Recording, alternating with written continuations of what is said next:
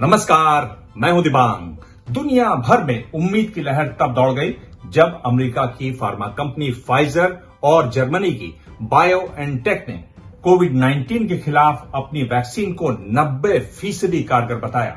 सवाल है, क्या दुनिया अब एक बार फिर पुरानी रफ्तार से दौड़ने लगेगी? भारत में कैसे पहुंचेगी फाइजर की वैक्सीन? और भारत में अंतिम चरण में पहुंची serum institute of India Pune की वैक्सीन पर ताजा जानकारी। क्या है भारत बायोटेक से जुड़ी खुशखबरी? और भारत में जाइडस कैडिला की वैक्सीन और रूस की स्पुतनिक वी बनाने वाली रेड्डीज लैब पर ताजा अपडेट जानेंगे आज।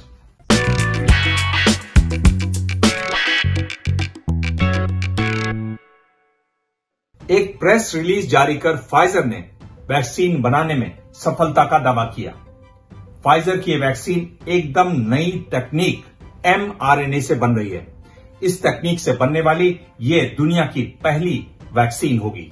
आमतौर पर वैक्सीन वायरस के एक हिस्से या मरे या कमजोर वायरस के हिस्से से बनाई जाती है, लेकिन mRNA यानी मैसेंजर आरएनए में वायरस के जेनेटिक कोड को शरीर में इंजेक्ट किया जाता है और शरीर में वायरस के खिलाफ लड़ने के लिए एंटीबॉडीज बनती हैं। इस तकनीक को सुरक्षित माना जाता है। अगर इस वैक्सीन को अप्रूवल मिल जाता है तो ये अपने आप में एक रिकॉर्ड होगा, क्योंकि इतने कम समय में कोई वैक्सीन नहीं बनी। फाइजर और बायोएनटेक के बारे में रोचक जानकारी।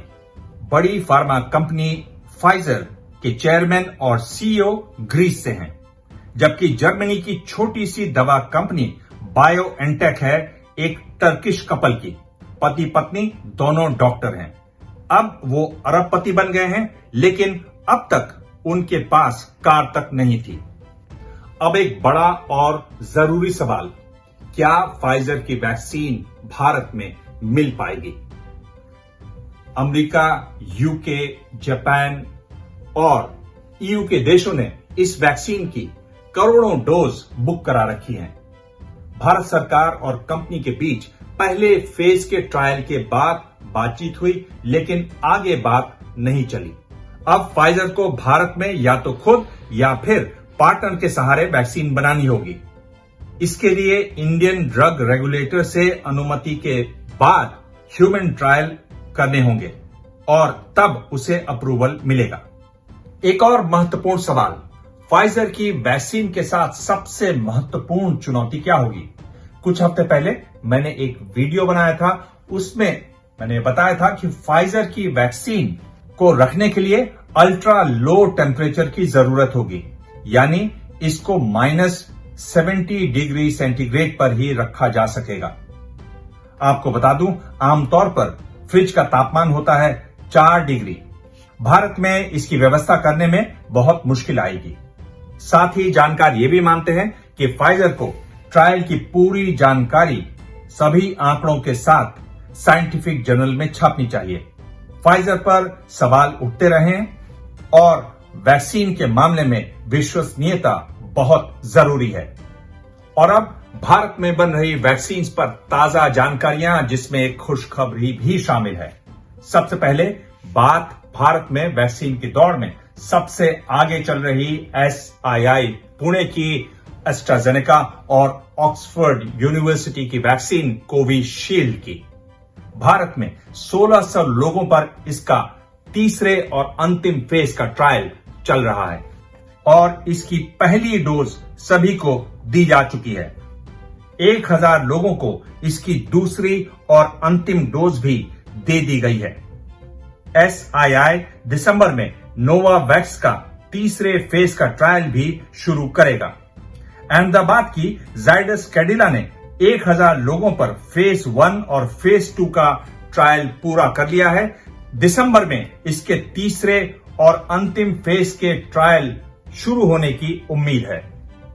डॉक्टर रेड्डीज लैब रूस की वैक्सीन स्पुतनिक वी को भारत में बनाएगी।